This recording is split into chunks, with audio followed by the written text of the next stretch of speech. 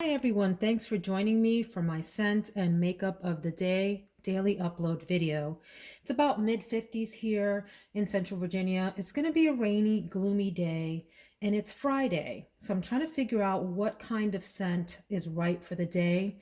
My mind is going to wanting sort of a classic beauty to carry me through the day and give me that sort of sense of feeling, regal and refined so that I can get past the gloomy weather and have a really productive workday. I've got back-to-back video conferencing meetings today and just want to feel fabulous as I'm going through the day. I do believe in that old saying, how you look and feel dictates how productive you are. That's not the saying. If you know the saying, please feel free to drop it in the comments below, but it's something along those lines. Work with me here, friends and family. So in terms of the scent that I'm going to wear today, it's going to be this gorgeous classic here. It's Coco Eau de Parfum by the House of Chanel. I only have this smaller, I think it's maybe a 1 ounce or a 1.7 ounce bottle, and I'm hoping to get my hands on a bigger one, but this one is rather new to my collection in comparison to the others. I purchased it at the top of 2020. It's January 2021 as I'm filming this video. And so I went into Ulta and I tested the Eau de Toilette version of this and thought, man, that is a really gorgeous, rich, deep, complex, sexy adult scent, and not one that would have appealed to me in my youth. Although, if you watch my other videos, you know that I grew up in the 80s. And so I had a lot of female members of my family that wore the entire Chanel line. And so I have great associations with the entire Chanel DNA. But this Coco one surprised me a bit in in Ulta. So I went ahead and purchased the EDP instead of the EDT because I like to have a richer, deeper, more intense scent on my body typically. This is an amber and warm spice woody scent with some vanilla in it. It has some florals. It's heavily complex. And speaking of heavy, it is a thick scent.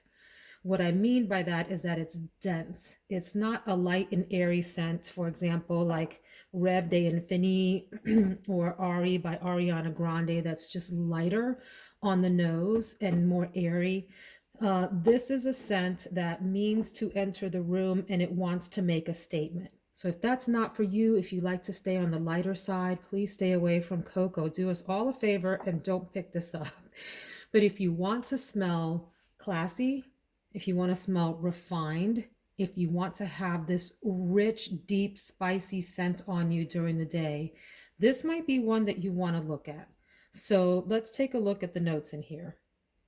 It's got a pretty complex note pyramid, and I won't read them all to you, in part for time and in part because I can't pronounce some of these. So I have to go back and figure out how to pronounce these. But the top notes include rose, coriander, peach, jasmine, and mandarin orange. I will say that right at the opening, the peach and the orange for me come through pretty prominently with a little bit of that coriander sort of underneath it, undergirding the fruity scents.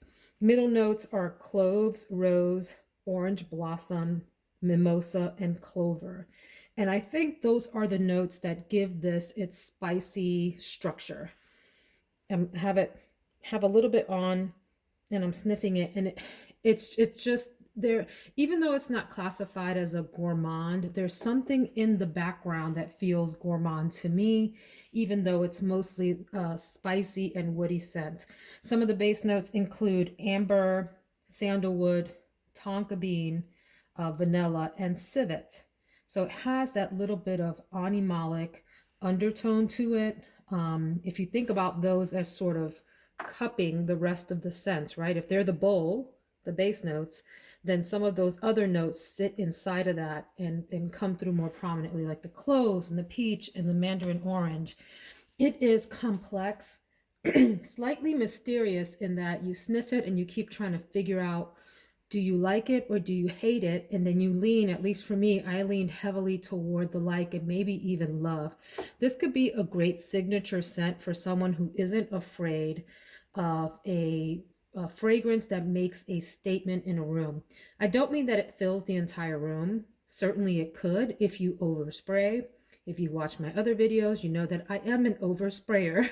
So I have to be a little bit refined in using this, or restrained rather, and maybe just go for 2 or 3 sprays at the most, so that I don't, suffocate the people around me. This is not a scent that I would wear to the office. This, even though I work from home, and so I will wear this today in my home office and not have to worry about, you know, activating anyone else's allergies or asthma or anything like that. But this is a wonderful dinner time, like a dinner fragrance, evening affair.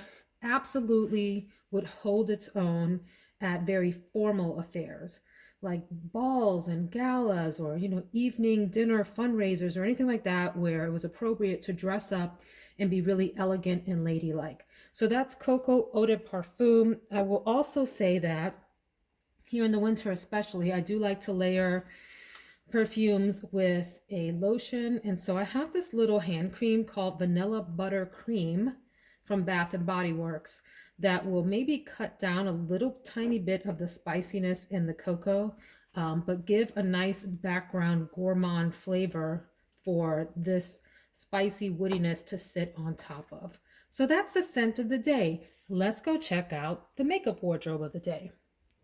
I did also want to say one more note about Coco Chanel, and that's that for my husband, he typically will have one of 3 reactions to a scent on me. It will either be, "What is that?" which typically means he doesn't like it. It's his nice way of saying, "What nasty concoction have you sprayed on yourself today?" Or no reaction. He doesn't really smell it. His nose doesn't pick it up. Or he'll say, "You smell good." And that is the height of the compliment, right? You smell good. And so when I wear Coco, he loves it. He always says, "You smell good," and then comes in close, for a sniff. So just a note that I wanted to add in there. And it's also not a blind buy. I would definitely suggest, if you're looking at Coco, to try it out. Go into a department store, get a little spray, let it sit on your hand for a while, your wrist or your whatever, for a while, and walk around and see what you think of it as it dries down. It's a really peculiar scent in a lot of ways, and not one that I think is, that would have universal appeal. A certain kind of person needs to be able to pull that off. So, makeup of the day. Base products today are going to include the Revlon Colorstay Prep and Protect Primer and Base. And it has some SPF in it.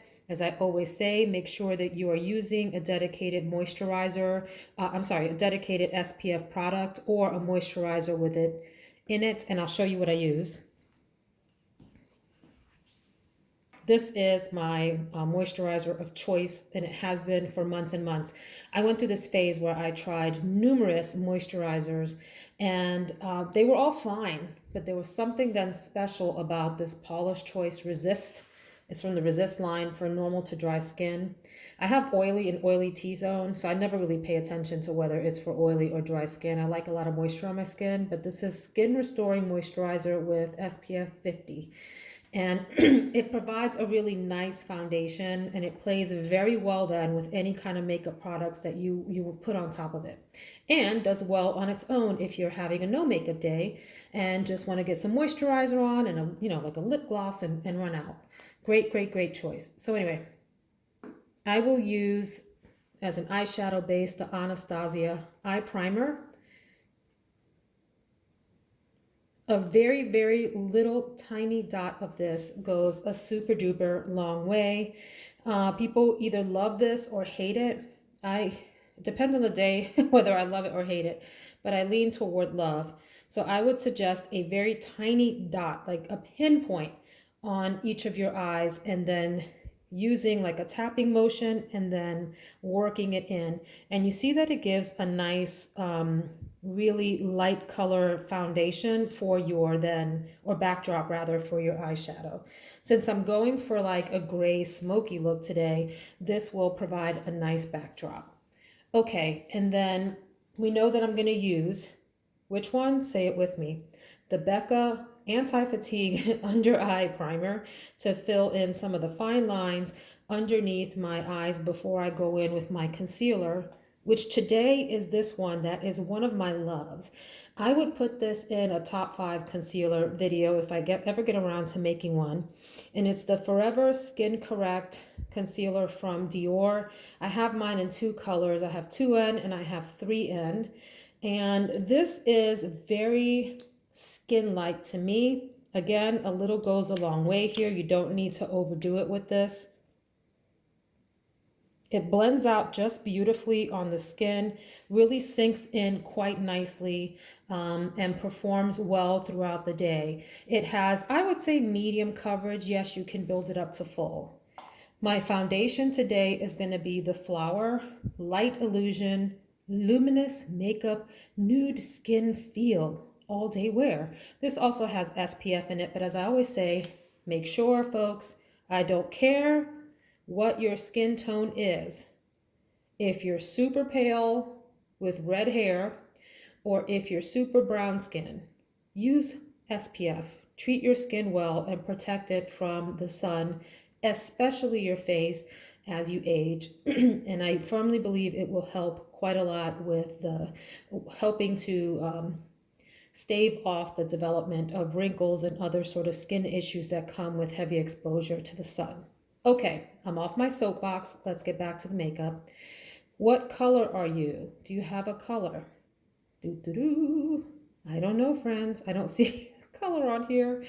Anywho, oh, it's called Classic Tan M3, so medium 3 Classic Tan. Let me show you what this is like. This reminds me a lot of the Giorgio Armani, goodness, I can't remember what it's called, Luminous Silk Foundation. If you think about like that one or the Wet n Wild New Dewy Foundation, it has some really gorgeous luminosity and it is skin-like. It goes on really beautiful. I would say this is medium coverage, maybe leaning a little light depending on how you sheer it out. I always use a wet sponge. Not always. Stop lying, Veronica. I usually use a wet sponge to apply my foundation. Sometimes I use a brush. I do have some that I like, but for the most part, it's a sponge. And the reason I bring that up is it comes onto the skin with a sponge with this really dewy, beautiful, skin-like kind of look to it, texture, and it stays like that for a while. This is not, though, the most high-performing foundation. I would not wear this if I needed to go to evening events or wanted to last through till nighttime. But for the daytime, it does fabulous. If I put it on in the morning, it will take me through about dinner time before it starts to fade and break up and so forth. And a little bit of powder on this helps just ever so lightly to help it sit. So, gorgeous foundation. So I'm going to powder then with Aquasurance. Just a little bit in my T-zone. This is in the color light beige, a little bit lighter than I would typically go, but that's okay. I'm just going to use a very little bit of it with a big fluffy brush to sit on top of the foundation and so forth. And it will oxidize a little bit, just slightly on the skin. So that'll work out well. All right, let's get into some of the fun stuff. So I purchased this Cosas bronzer a while back when these first came out and they were getting hyped up. This is in the color medium golden bronze. First of all, the packaging is really cool. It's just green sort of frosted plastic acrylic. Some people don't care about that. They just want a good product. I like both. I love to have nice packaging and a nice product. There's no mirror in this. I don't really care about mirrors. That doesn't influence whether I buy something or not. In the pan, this appears really dark. But it does sheer out nicely on the skin. It has a little bit of sheen, real slight sheen to it. And even though it's medium, it doesn't go on like my medium skin tone too dark where it's very pronounced. You can build it up. Some people hate the smell, so I just sniffed it. It does smell, it does. It smells plasticky and a little gross. I don't know who's sticking their nose in it, but it doesn't smell like that on my face. So if you're sensitive to weird smells, don't get this. But if you want a bronzer that's, I think this is baked with a little slight bit of sheen, it is a very golden brown color. So if you're looking for something more neutral, skip this or get, I think the lighter version is a little more neutral. And there is a deep one, if I'm not mistaken, that's also quite nice. So anyway, that's that. All right. So my star of the day is going to be the eyes. And I'm going to use a palette that is created by a person surrounded by tremendous controversy, but I'm not going to talk about that in this video because that's not the point. This is the Jeffree Star Cremated palette. I tell you, when I say that this is one of, sorry for shaking the camera, this is one of my very favorite palettes. I mean, this is one of my very favorite palettes. It took me by surprise. I wanted a palette that had some grays and some silvers and some lighter, even close to white colors to experiment because those shades look really great on my skin tone and with my eyes. I have brown eyes. And so I picked this up and I tell you, I was blown away by it. But before I get to the inside, I don't like the packaging. It comes in a sleeve that says cremated on it. And it has his likeness on the front here. Not his likeness, this is his picture. I don't really care for the makeup that he used for this cover shot for this palette. I don't like it. There's something like gaudy about it to me. I think it could have been better. So anyway, I don't really love that, but that's beside the point. What's inside is, to me, amazing. And I don't use that word lightly. I'm not a person that is throwing that around. And I know we watch lots of YouTube videos where everyone's raving about something being stunning and gorgeous and fantastic, but every product is stunning, gorgeous, and fantastic in the video. So you start to wonder whether they're sincere. This is stunning, gorgeous, and fantastic. And I mean it. This range of neutral and cool and even some warm grays, greige. Are you familiar with that color? Beige and gray together. Taupey colors, some sparkly shades. It is, if you love gray toned shadows, this is a dream. A dream. I think the embossing is really interesting, and going with the theme of cremated, each of the shadows has a name that has to do with a funeral or death or dying or saying goodbye or whatever. Obituary, burial gown, embalmed, mortuary beautician, last look, the morgue, rest in peace, etc. If that's not your jam, don't pick this up. Don't. Get yourself the Glam palette by Natasha Denona or something like that. Get yourself the Urban Decay Naked 2, which has similar tones in it, and you can get a similar look. But when I tell you that these colors perform well, go on super silky, creamy, and easy, my goodness, I look forward to using this palette. It has just an amazing range of tones that perform very, very well on the eye. I've never gotten a bad look out of this. Every time I put this on my eyes, I feel glamorous. Even if it's like a simple stay at home, work at your desk glam, or going out to like a formal affair kind of glam. It'll take you from morning to night. It'll take you through every kind of occasion. You can pop any one of these shadows, well, maybe not the glitters and whatever, but some of the mattes in your crease and head out the door with some lip gloss, or you can build up a really dramatic look. Absolutely fabulous. So let me swatch just a few of these. Like, let's do Obituary. Very creamy, very easy to put on. Let's do Embalmed. I love that he has so many different kinds of textures with the shimmers. So like, this is a matte that has a little hint of shimmer in it. And if you have the Tati palette, the ones that have like that sequin formula, I find with those when I put them on my eye, I have to pat them on if I want the sequin to continue to shine through, or else, you can overblend it and the sequin goes away. Not this. The little shimmer stays in there. Just love that. Let's do Goodbye. You see how it's like a slightly different tone and more of like a sheen to it. Let's see. Let's do Last Look. Ooh, so creamy, so wonderful to put on. That's a Rest in Peace, Inheritance.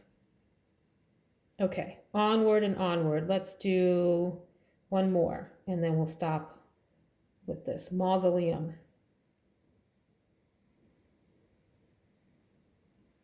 I mean, just so many different types of grays in here.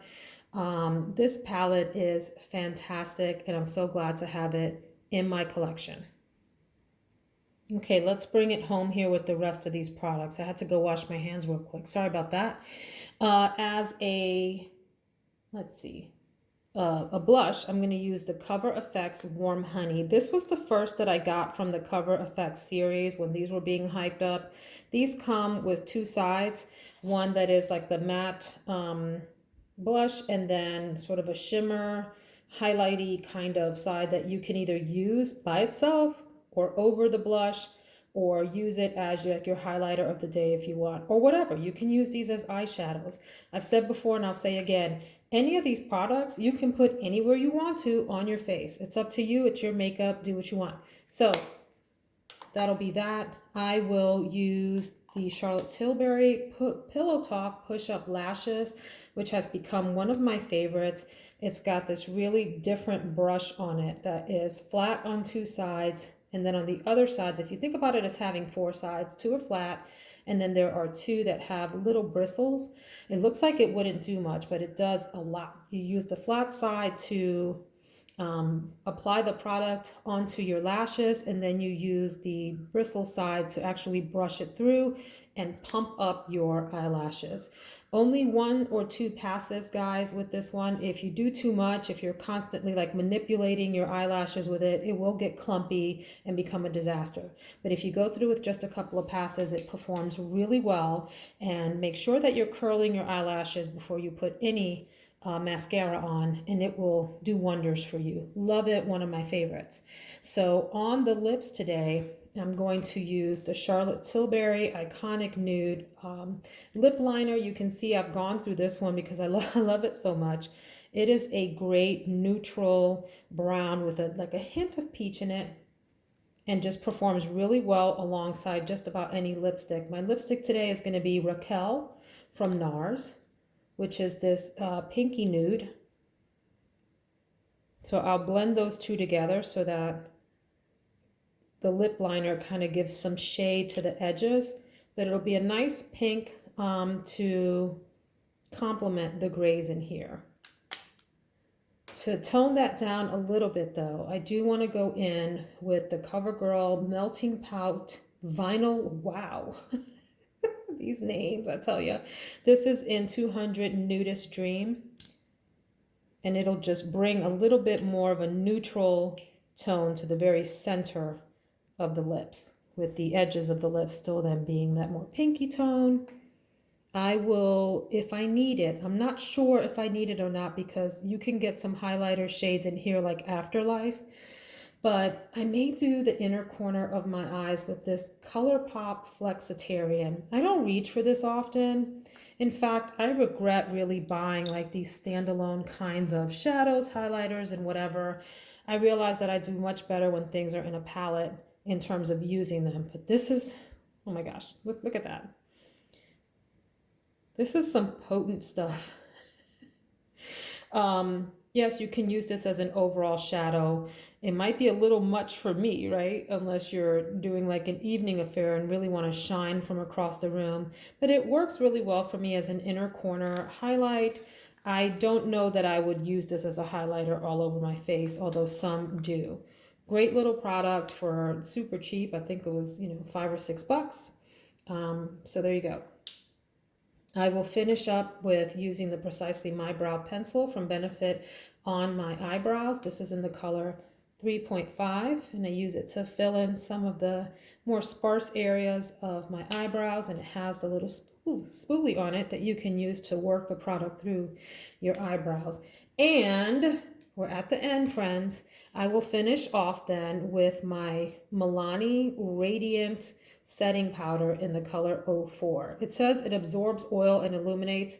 I don't think that's the case. At least that's not what I use it for. I don't need it to absorb oil, but I do use it to give a little bit of luminosity on the overall look. I'll take a big fluffy brush and just sort of swipe it across my cheeks and around the perimeter of my face. And it has this very ever so slightly blurring effect, because what happens is that the little particles in here, because they're luminizing, they help reflect and deflect light away, if you will. And then I will finish everything off with this super cheap but highly effective setting spray. This is the Catrice Matte Finish Prime and Fine Anti-Shine Fixing Spray. I do have the dewy version of this too in the pink bottle. These are great. The atomizer releases a lot. So if you purchase these, make sure you're using these at least 10 inches away from your face so that you don't ruin your whole look by oversaturating it. And it acts like hairspray for the face. So it helps to keep, sorry again about the shaking there, but it helps to keep all of your other products in place, and even helps zhuzh up the shine factor for any shimmers that might be on your eyeshadows. Like maybe if you used, what is this? Pallbearer, what a name, Diamond Ashes, etc. Okay, that's the video for today. I hope that you all have a productive and blessed day. If you like the content today, please press like. And if you want to see more of it, please subscribe and hit the bell for notifications. I try to upload just about every day a fragrance and makeup of the day video, and then I also do some other longer reviews of makeup and fragrances as well. Have a great one. Thanks for joining me today.